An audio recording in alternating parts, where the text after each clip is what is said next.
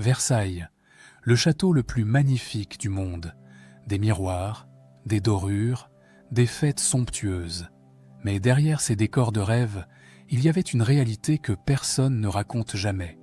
Une réalité qui concernait toutes les femmes de la cour, les princesses, les dauphines, les favorites du roi, même les futures reines de France, avant de se marier, avant de donner un héritier, parfois même dès l'enfance.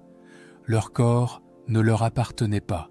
Des médecins entraient dans leurs appartements, et sous prétexte de nécessité médicale, ils procédaient à des examens que vous n'oseriez même pas imaginer. Le plus troublant, c'est que ce n'était pas un secret honteux, c'était officiel, documenté, consigné dans des registres que le roi lui-même consultait. Et pourtant, certaines femmes ont trouvé des moyens de résister, dans l'ombre, au péril de leur réputation. Ce que vous allez découvrir aujourd'hui n'a jamais été raconté dans les manuels scolaires. Et vous allez comprendre pourquoi. Avant de plonger dans cette histoire, dites-moi en commentaire depuis quel pays vous regardez cette vidéo. Et si vous êtes passionné par les vérités cachées de l'histoire de France, abonnez-vous. Chaque semaine, je déterre ce que les livres ont préféré oublier. L'histoire commence maintenant.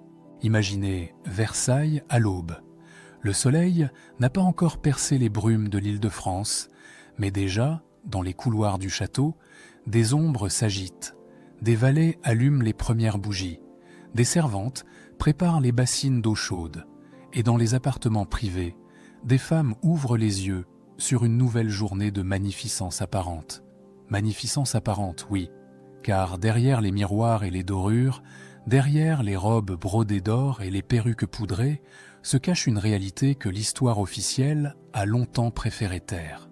Une réalité qui concerne le corps des femmes, et plus précisément ce que la monarchie française s'est autorisée à faire de ce corps, au nom de la raison d'État. Pour comprendre cette histoire, il faut d'abord comprendre une obsession, celle de Louis XIV et de ses successeurs. Une obsession qui a façonné Versailles autant que les architectes et les jardiniers.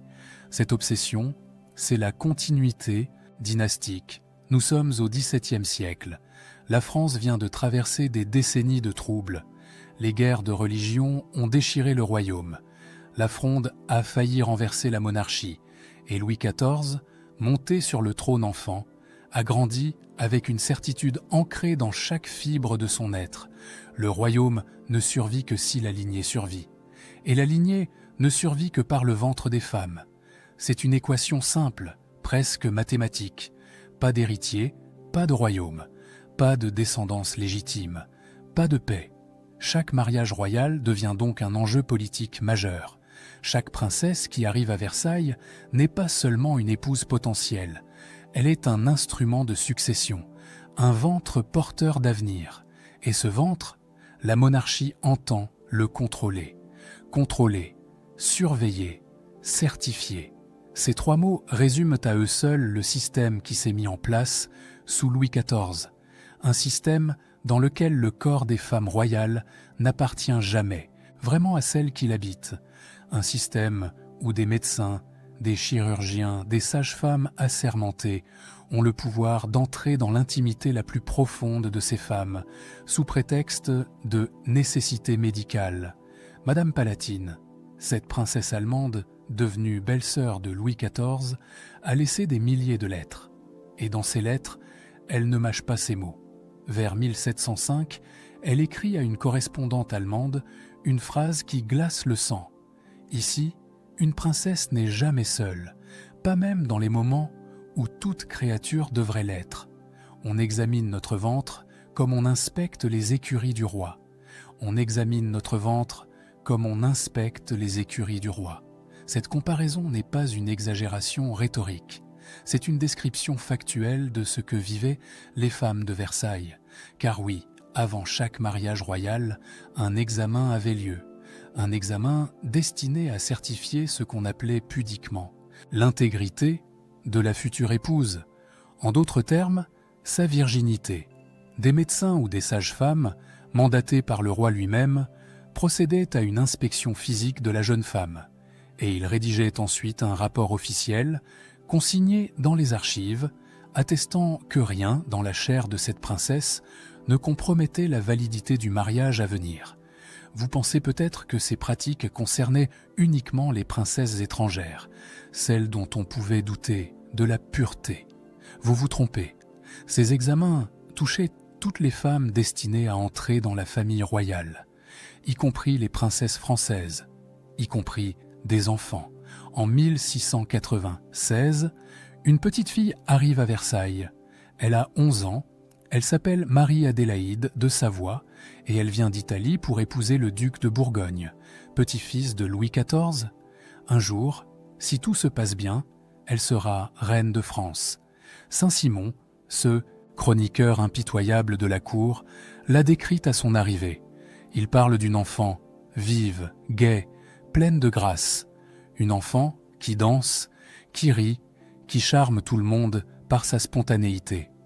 Louis XIV lui-même tombe sous le charme de cette petite princesse. Il l'appelle « ma mignonne ». Il l'installe dans des appartements somptueux. Il veille personnellement à son éducation. Mais il y a un autre aspect de cette éducation que Saint-Simon ne détaille pas. Un aspect que les archives, elles, ont conservé. Avant même que Marie-Adélaïde n'ait ses premières règles, les médecins de la cour ont reçu une mission ordonnée par le roi en personne, surveiller le développement de cet enfant, examiner régulièrement son corps, noter chaque changement, chaque signe de puberté naissante, et surtout, prévoir le moment où elle sera apte à consommer son mariage. Ces rapports médicaux étaient transmis directement à Louis XIV. Le Sidious et Toloso, roi Soleil, le monarque le plus puissant d'Europe, lisait des comptes rendus détaillés sur l'intimité d'une fillette de 11 ans, et personne, à l'époque, ne trouvait cela choquant. C'était la norme, c'était le protocole, c'était la raison d'État. Saint-Simon, dans ses mémoires, résume cette logique avec une phrase terrible. Le roi voulait être informé de tout, jusque dans les détails les plus secrets de la nature. Rien n'échappait à sa curiosité, qui était celle d'un souverain persuadé que le royaume passait par le ventre de ses princesses. Le royaume passait par le ventre de ses princesses. Voilà la clé de tout ce qui va suivre. Voilà pourquoi des femmes de sang royal ont été soumises, pendant plus d'un siècle, à des examens que nous qualifierions aujourd'hui d'humiliants, voire de traumatisants. Voilà pourquoi leur corps n'a jamais vraiment été le leur. Et Marie-Adélaïde de Savoie, cette enfant si gaie, si pleine de vie, qu'est-elle devenue dans ce système impitoyable? Elle a grandi à Versailles, sous le regard des médecins et des courtisans. Elle a épousé le duc de Bourgogne. Elle lui a donné 3 fils. Et elle est morte à 26 ans, emportée par une épidémie, sans jamais avoir connu un instant où son corps lui appartenait vraiment. Mais son histoire n'est que le début, car ce que nous venons de décrire, cette surveillance médicale des princesses à marier, n'est qu'une facette d'un système bien plus vaste. Un système qui touchait 3 catégories de femmes à Versailles. Les princesses destinées au mariage, d'abord pour certifier leur virginité, les dauphines et les reines, ensuite pour surveiller leur fertilité et confirmer leur grossesse, et enfin les favorites royales, ces femmes qui partageaient la couche du roi et dont il fallait vérifier si elles portaient un enfant des œuvres du souverain. Ce système n'était pas un secret honteux, caché dans l'ombre des alcôves. Il était officiel, institutionnalisé, consigné dans des registres que l'on peut encore consulter aujourd'hui aux archives nationales. La médecine n'était qu'un prétexte, un habillage respectable pour une réalité crue, le contrôle politique absolu du corps féminin. Et pourtant, malgré ce système écrasant, certaines femmes ont trouvé des moyens de résister. Dans l'ombre, parfois au péril de leur réputation. Leur histoire mérite d'être racontée. Nous sommes le 19 décembre 1778. Dans la chambre de la reine à Versailles, une jeune femme de 23 ans est allongée sur un lit. Elle s'appelle Marie-Antoinette. Et après 8 ans de mariage sans enfant, Après des années de rumeurs cruelles et de pressions insupportables, elle est enfin sur le point d'accoucher. Mais ce qui se passe dans cette chambre, en cette nuit d'hiver, dépasse tout ce que vous pourriez imaginer. La pièce est bondée, plus de 50 personnes s'y pressent. Des princes du sang, bien sûr, dont la présence est exigée par le protocole, mais aussi des courtisans, des curieux, des gens qui n'ont rien à faire là, mais qui ont réussi à se faufiler pour assister au spectacle. Car oui, c'est bien d'un spectacle qu'il s'agit. L'accouchement d'une reine de France n'est pas un moment intime. C'est un événement public, ouvert à tous ceux qui ont suffisamment de relations pour obtenir l'accès. Les fenêtres de chambre sont scellées. C'est la tradition.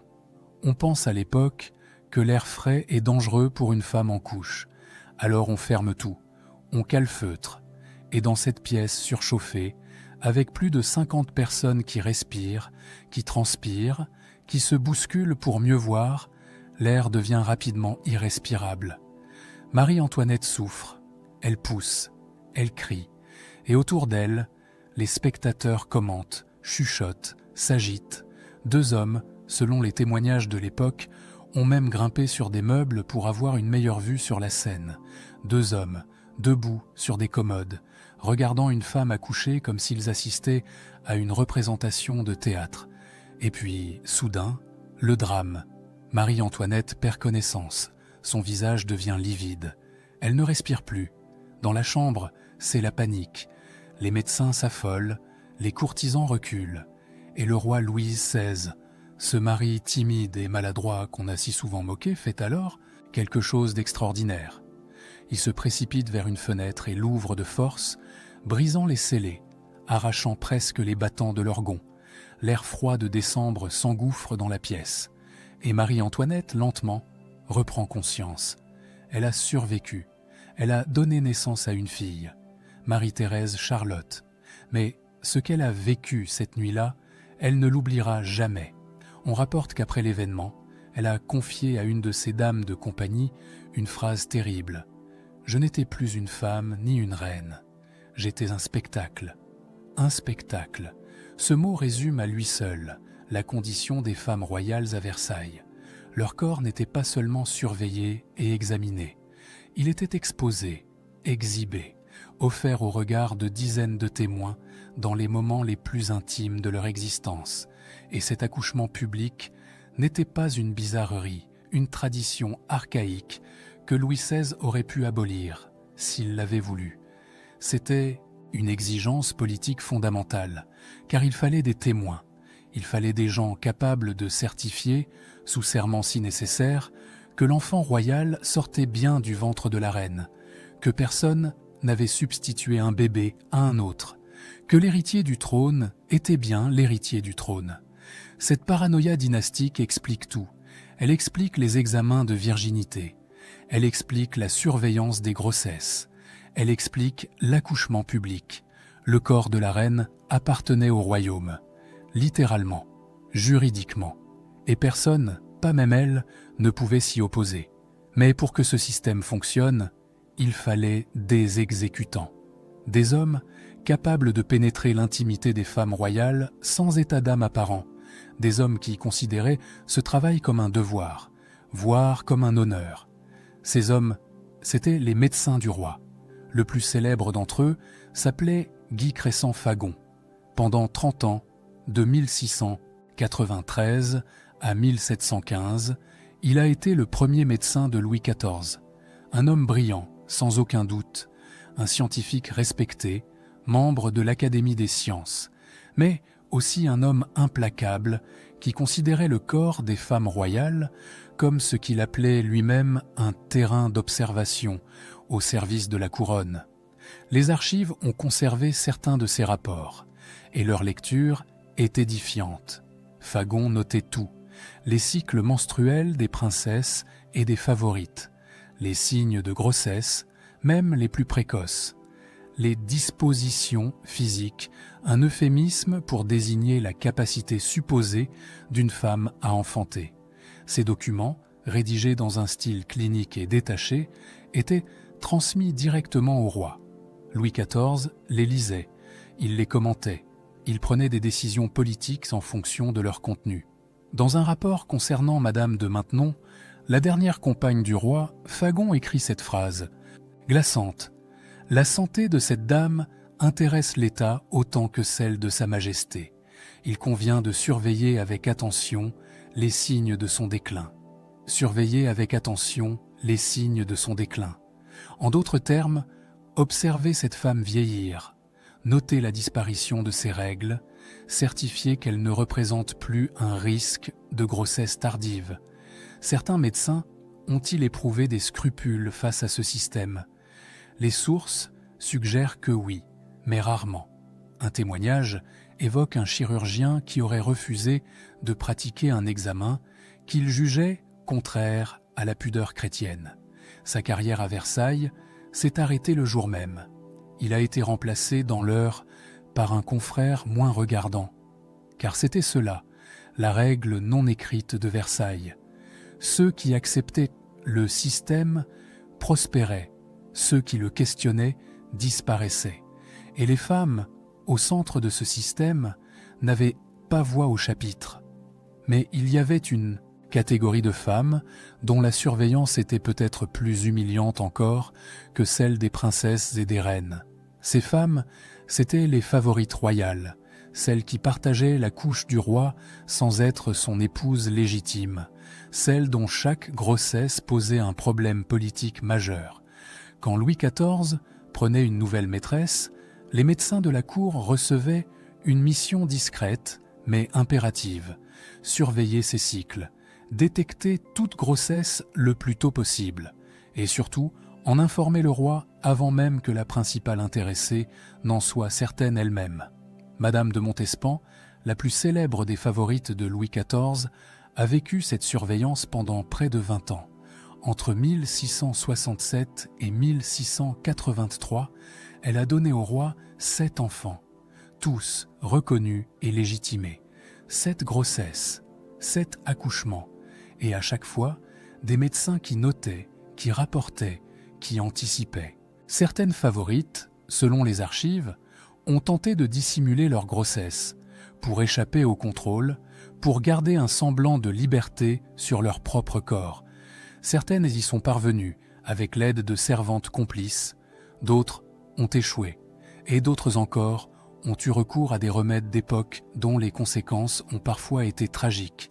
Mais au milieu de ce système écrasant, des voix ont commencé à s'élever, des voix de femmes, d'abord timides, puis de plus en plus audacieuses, des voix qui refusaient de se soumettre en silence. Toutes les femmes de Versailles n'ont pas accepté ce système en silence.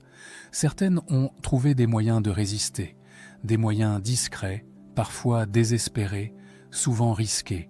Et parmi ces résistantes, une figure se distingue par sa franchise extraordinaire.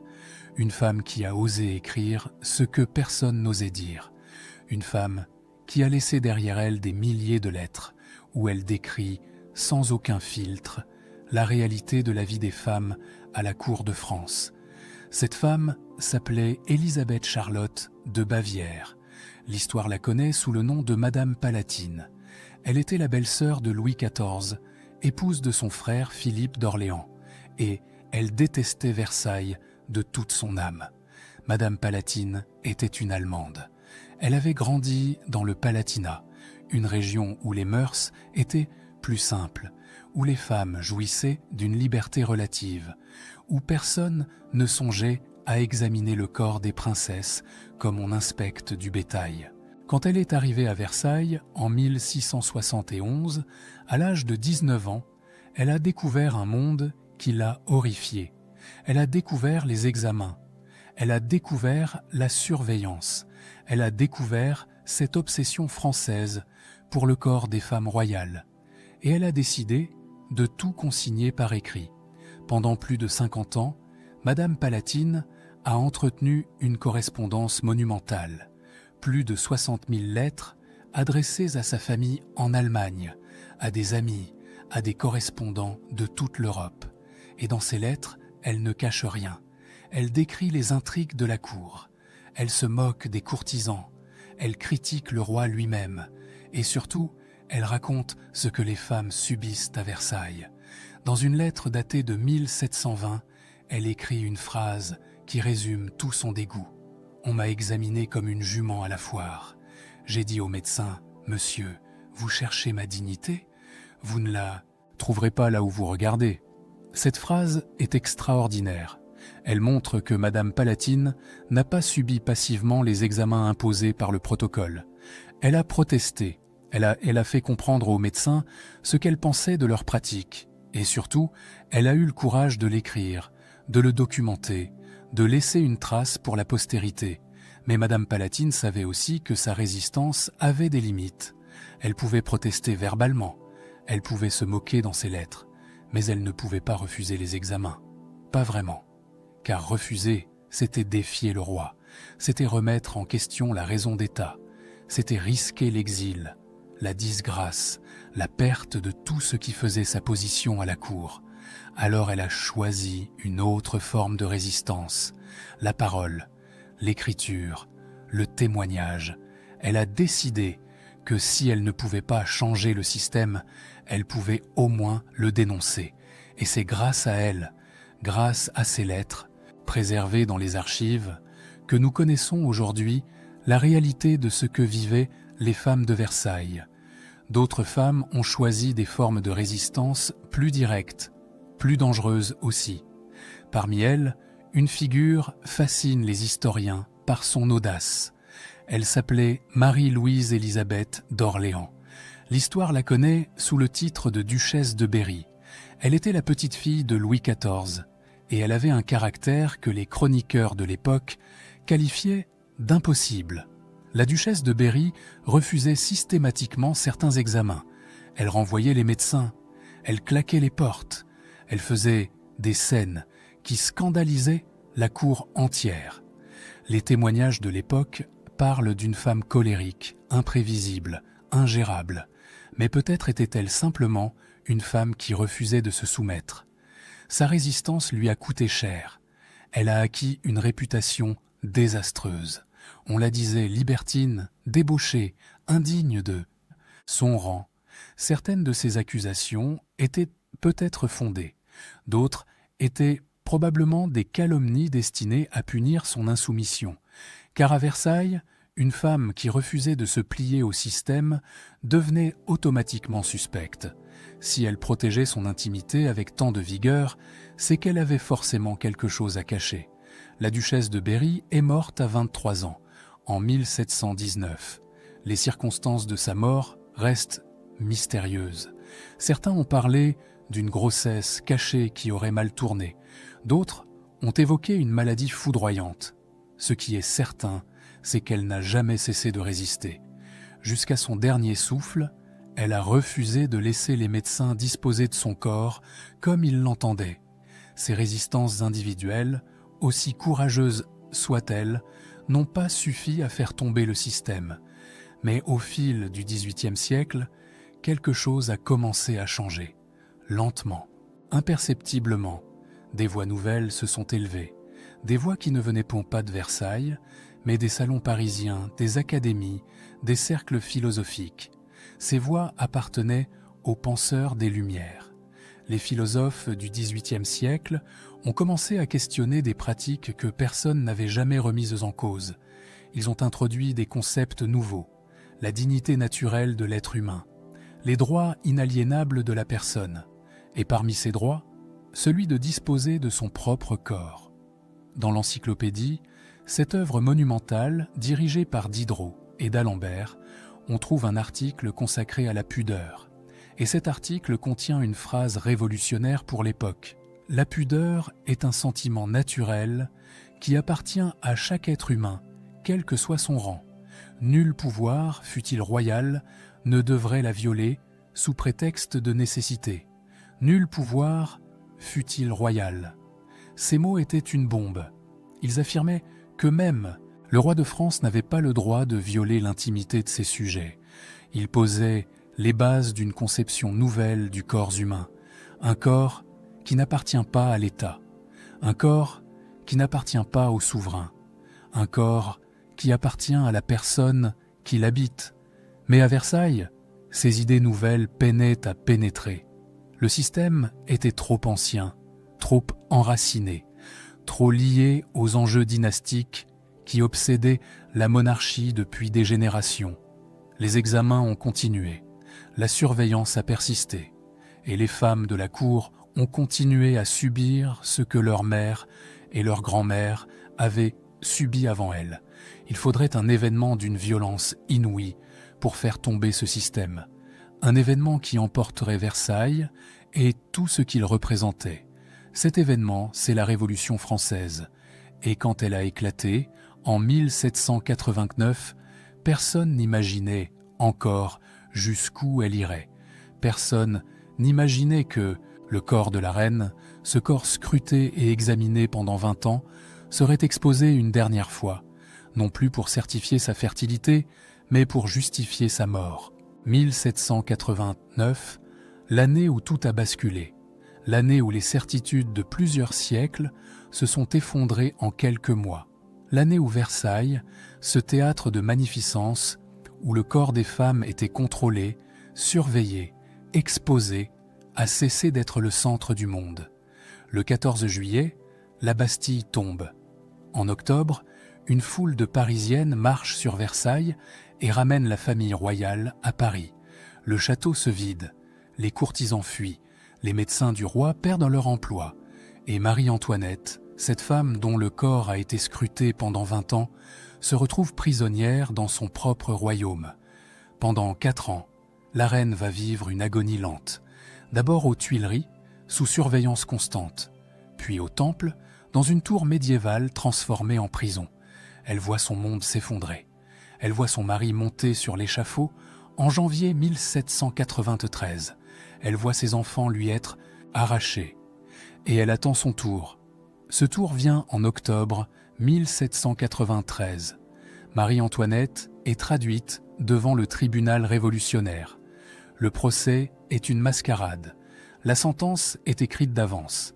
Mais ce qui se passe pendant ces 2 jours d'audience révèle quelque chose de profondément troublant sur la façon dont le corps des femmes reste, même en République, un territoire politique. Les accusations contre Marie-Antoinette sont multiples. On lui reproche d'avoir trahi la France, d'avoir comploté avec l'ennemi autrichien, d'avoir dilapidé les finances du royaume. Mais parmi toutes ces accusations, il en est une qui dépasse tout ce qu'on pourrait imaginer. Une accusation si monstrueuse que même certains révolutionnaires en ont été choqués. On accuse Marie-Antoinette d'avoir commis des actes incestueux avec son propre fils. Le petit Louis-Charles, âgé de 8 ans, a été contraint de signer une déclaration dans laquelle il affirme que sa mère a abusé de lui. Cette accusation repose sur des témoignages médicaux. Des médecins ont examiné l'enfant et ont prétendu trouver des preuves physiques de ces abus supposés. Vous comprenez ce qui se passe ici. Le système que la monarchie avait créé, ce système d'examen intime et de rapports médicaux au service du pouvoir, la Révolution l'a retourné comme une arme. Ce qui servait autrefois à certifier la fertilité de la reine sert maintenant à justifier sa condamnation. Le corps de Marie-Antoinette, scruté toute sa vie au nom de la raison d'État, est exposé une dernière fois au nom de la raison révolutionnaire. Face à cette accusation d'inceste, Marie-Antoinette a eu une réaction qui a marqué tous ceux qui étaient présents dans la salle. Elle s'est levée, elle s'est tournée vers le public et elle a prononcé ces mots. La nature se refuse à répondre à une pareille accusation faite à une mère. J'en appelle à toutes les mères qui sont ici. Un silence a envahi la salle. Certaines femmes dans le public ont baissé les yeux, d'autres ont murmuré. Pendant un instant, la reine déchue a retrouvé une forme de dignité. Elle a rappelé qu'elle était d'abord une mère, une femme, un être humain, et que certaines accusations étaient si monstrueuses qu'elles ne méritaient même pas de réponse. Mais ce moment de dignité n'a rien changé au verdict. Le 16 octobre 1793, Marie-Antoinette est conduite à l'échafaud. Elle a 37 ans. Ses cheveux ont blanchi en quelques mois. Son corps Ce corps qui a été examiné, surveillé, exposé pendant plus de 20 ans, va être tranché par la guillotine, devant une foule de spectateurs. Et même après sa mort, l'exposition continue. Sa tête est brandie devant le peuple, son corps est jeté dans une fosse commune. Aucune dignité dans la mort, aucun respect pour cette chair qui a porté les espoirs dynastiques d'un royaume entier. L'histoire de Marie-Antoinette illustre une vérité terrible. Les systèmes de contrôle du corps féminin survivent au régime qui les crée. La monarchie avait inventé un système où le corps des femmes royales appartenait à l'État. La Révolution a aboli la monarchie, mais elle a conservé cette idée. Elle l'a même radicalisée. Le corps de la reine, qui servait autrefois les intérêts dynastiques, sert maintenant les intérêts idéologiques. Il est instrumentalisé, politisé, déshumanisé. Et les femmes ordinaires, celles qui avaient marché sur Versailles en réclamant du pain et la liberté, qu'ont-elles gagné à ce changement de régime? Pas grand-chose en vérité. La Révolution a proclamé les droits de l'homme. Mais les droits de la femme, Olympe de Gouges a dû les rédiger elle-même en 1791. Et pour avoir osé les proclamer, elle a été guillotinée 2 ans plus tard. Le corps des femmes est resté, même après la chute de Versailles, un enjeu de pouvoir. Les examens de virginité n'ont pas disparu avec la monarchie.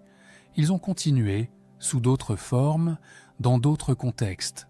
Les médecins ont continué à exercer leur autorité sur l'intimité féminine. Et il faudra encore des siècles pour que les femmes commencent à reconquérir vraiment la souveraineté sur leur propre corps. Mais quelque chose a changé malgré tout. Les lettres de Madame Palatine ont survécu. Les témoignages des femmes de Versailles ont été préservés. Et grâce à ces documents, nous pouvons aujourd'hui raconter leur histoire. Nous pouvons nommer ce qu'elles ont subi. Nous pouvons reconnaître que derrière les fastes de la cour, il y avait des êtres humains dont la dignité a été systématiquement violée.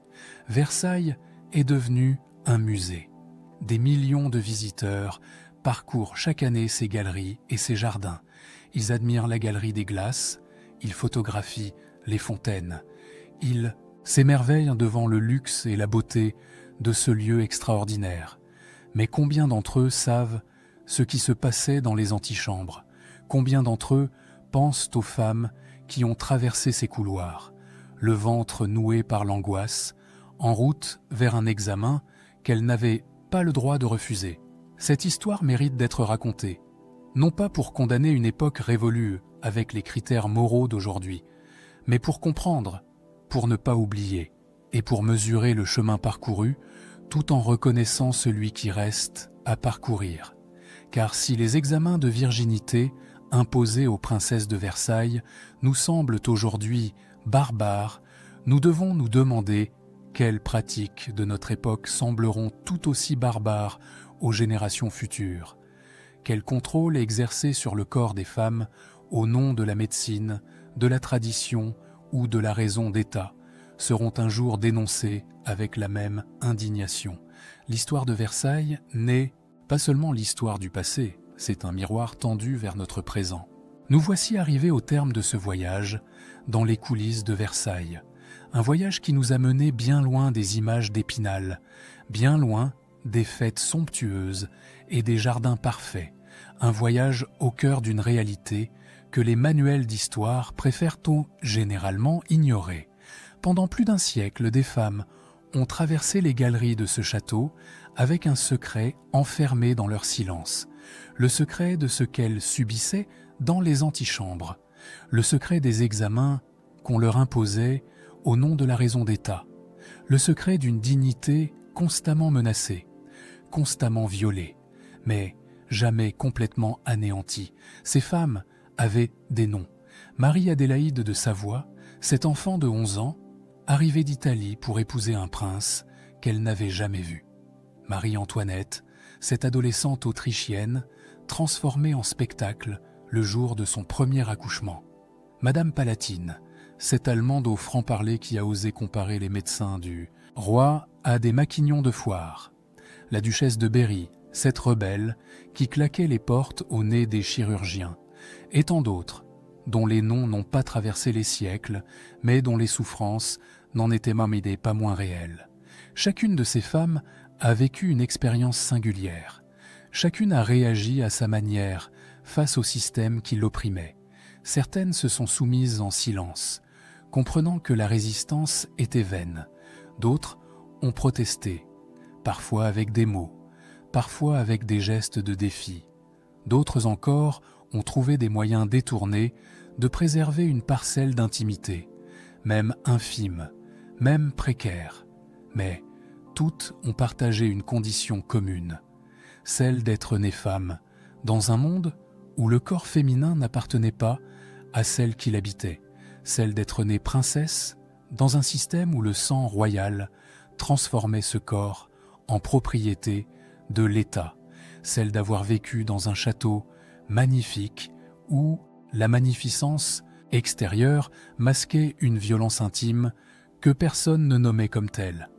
Car c'est bien de violence qu'il s'agit, une violence feutrée, institutionnalisée, habillée de protocoles et de nécessités médicales. Une violence qui ne laissait pas de traces visibles sur les corps, mais qui marquait les âmes de façon indélébile. Une violence que ces femmes ont endurée parce qu'elles n'avaient pas le choix, parce que refuser était impensable, parce que le système était plus fort que n'importe quelle volonté individuelle. Madame Palatine, dans une de ses dernières lettres, écrite quelques années avant sa mort, en 1722, a laissé un témoignage poignant. Elle écrivait à une nièce restée en Allemagne, et elle lui disait ceci: « Un jour, peut-être, quelqu'un lira mes lettres et comprendra ce que c'était que d'être femme à Versailles. Non pas une reine, non pas une princesse, mais une femme, avec tout ce que cela signifie de souffrance et de fierté. Quelqu'un lira mes lettres. » Madame Palatine avait raison. 3 siècles plus tard, ces lettres sont lues, étudiées, citées. Elles sont devenues une source historique majeure pour comprendre la vie quotidienne à la cour de Louis XIV. Et à travers elles, la voix de cette femme rebelle continue de résonner. Elle continue de dénoncer. Elle continue de témoigner. C'est peut-être cela, la vraie victoire de ces femmes. Elles n'ont pas réussi à changer le système de leur vivant. Elles n'ont pas réussi à abolir les examens, à interdire les accouchements publics, à reconquérir la souveraineté sur leur propre corps. Mais elles ont laissé des traces, des lettres, des témoignages, des mots qui ont traversé les siècles et qui nous permettent aujourd'hui de raconter leur histoire.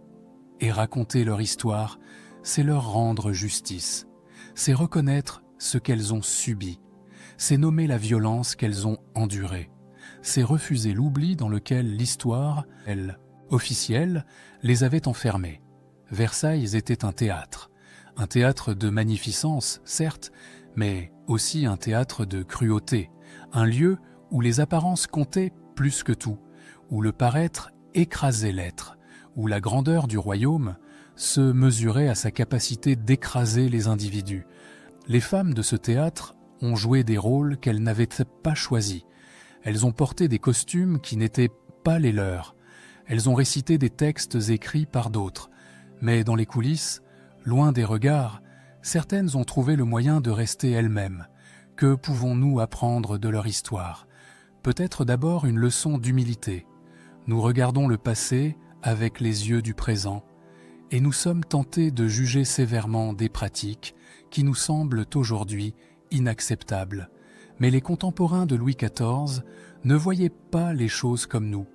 Pour eux, les examens de virginité, la surveillance médicale, les accouchements publics étaient des nécessités évidentes, des traditions respectables, des garanties indispensables pour la stabilité du royaume. Cette réflexion devrait nous interroger sur notre propre époque. Quelles pratiques acceptons-nous aujourd'hui sans les questionner? Quelles violences tolérions-nous parce qu'elles sont habillées de nécessités médicales, de traditions culturelles, de raisons d'État? Quel contrôle exerçons-nous sur le corps des femmes en pensant sincèrement agir pour leur bien. L'histoire de Versailles n'est pas seulement une histoire du passé, c'est une invitation à regarder le présent avec un œil critique, à questionner ce qui nous semble évident, à nous demander si, dans 3 siècles, nos descendants ne jugeront pas certaines de nos pratiques avec la même stupéfaction que celle que nous éprouvons face aux examens imposés aux princesses de Louis XIV. Les femmes de Versailles n'ont pas eu le choix de leur destin. Elles sont nées dans un monde qui disposait de leur corps avant même qu'elles n'aient conscience d'exister. Mais certaines d'entre elles ont choisi de témoigner, de laisser une trace, de faire entendre leur voix par-delà les siècles. Aujourd'hui, cette voix nous parvient enfin. Elle nous raconte ce que c'était que d'être femme à Versailles. Elle nous rappelle que derrière les ors et les miroirs, il y avait des êtres humains, des êtres qui souffraient, des êtres qui résistaient, des êtres qui, malgré tout, conservaient au fond d'eux-mêmes une dignité que personne ne pouvait leur arracher complètement. C'est cette dignité que nous honorons en racontant leur histoire. C'est cette dignité que nous célébrons en refusant de les oublier. Et c'est cette dignité, peut-être, qui doit nous guider dans notre propre combat. Le combat pour que jamais plus, nulle part, le corps d'une femme ne soit considéré comme une propriété de l'État. Le combat pour que la magnificence des palais ne serve plus jamais à masquer la violence des antichambres. Versailles reste debout, ses miroirs brillent toujours, ses jardins sont toujours parfaits. Mais désormais, quand vous traverserez ces galeries, vous saurez ce qui se passait derrière les portes closes. Vous saurez ce que les princesses et les reines subissaient dans le silence des appartements privés. Et peut-être, en pensant à elles, leur accorderez-vous enfin le respect et la compassion qu'elles méritaient. Leur histoire est maintenant la vôtre. Ne l'oubliez pas.